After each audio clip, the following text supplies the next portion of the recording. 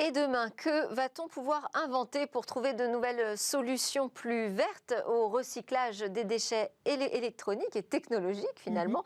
Bonjour Cécilia. Bonjour Delphine. Alors on a une start-up française qui apporterait une solution originale à ce vrai casse-tête écologique. Oui, effectivement. Je vous propose aujourd'hui de découvrir l'usine de recyclage des métaux rares de demain, évidemment, pour créer toutes ces nouvelles technologies. Mekaware, c'est le nom de cette start-up française qui vient de rejoindre l'incubateur Deeptech Pulsalis. Elle est en train de développer, cette start-up, une solution innovante de recyclage des métaux rares et des terres rares, inclus dans les métaux rares. L'objectif, recycler les produits en fin de vie, comme les batteries, pour récupérer, je l'ai dit, les métaux rares, mais surtout pour construire de nouvelles technologies. Aujourd'hui, on a recours soit à la pyrométallurgie, donc avec des fours à très haute température, soit à l'hydrométallurgie avec beaucoup de produits chimiques. Dans les deux cas, évidemment, la planète n'est pas gagnante, notamment à cause des effluents. Alors ici, le recyclage sera écologique grâce à un procédé unique au monde qui va se baser sur l'utilisation du CO2.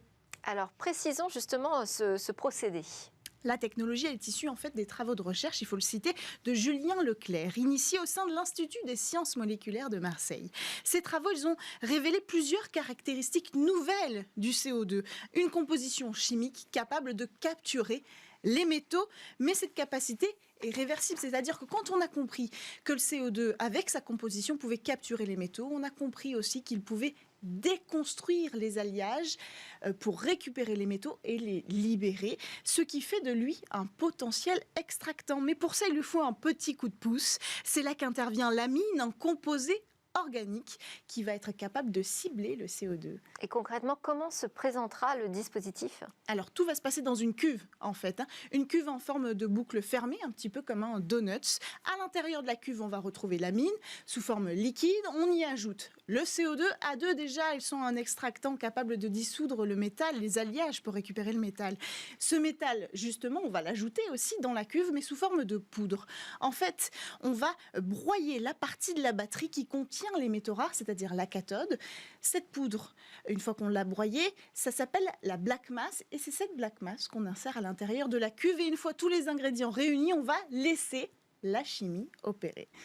Alors comment ça se passe à l'intérieur de cette cuve ? On rentre au niveau moléculaire, les molécules du CO2 activées par la mine vont s'accrocher aux métaux et les libérer de leurs alliages. Mieux, chaque métaux sera en fait ciblé par une molécule du CO2 et de la mine, c'est-à-dire qu'il va y avoir une véritable sélection et c'est très important parce que ça fait de ce procédé un procédé très efficace en termes de gain de temps. C'est-à-dire qu'au fur et à mesure du parcours de ces métaux dans cette boucle fermée, petit à petit, chaque métaux sera séparé. D'abord, par exemple, le lithium, puis ensuite le nickel.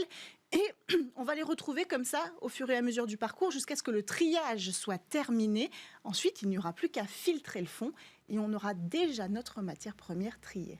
Et donc on peut dire qu'il n'y a pas de rejet nocif pour la planète ? Non, pas d'effluents, pas de produits chimiques. Mieux, on supprime en plus du CO2 dans le processus du CO2 est consommé complètement. L'avantage de cette technique, c'est qu'elle va créer une boucle vertueuse à la fois sur les métaux rares qui vont être recyclés, mais surtout aussi sur le CO2, parce que l'objectif, c'est d'installer cette usine à côté d'une zone industrielle, à côté par exemple d'une cimenterie ou alors d'une centrale thermique, peu importe. On va récupérer le CO2 de cette production, on va le prendre pour lui donner une deuxième vie dans cette usine du futur. Alors, vous dites futur. Quand est-ce qu'on la verra émerger et sortir de terre, cette usine ? Dans pas si longtemps. Normalement, elle devrait sortir de terre d'ici 2024. Et d'ici là, dès la fin de l'année, un pilote devrait être présenté. On sait déjà à peu près où ? Non, on ne sait pas où. Top On n'a pas pu avoir ces informations-là pour l'instant, mais dès qu'on les aura, on en reparlera. On va suivre l'avancée de cette green usine. Eh ben, on compte sur vous, Cécilia. Merci beaucoup. Ça fait parfaitement le lien avec le Tech Talk que nous avions juste avant sur la sobriété numérique et les green innovations. Merci à tous de nous avoir suivis. J'espère que vous aurez apprécié comme moi donc, ces débats sur une technologie demain plus verte, mais aussi une technologie qui peut nous aider à travailler sur la planète. Je vous donne rendez-vous rendez-vous demain pour des discussions autour des territoires connectés.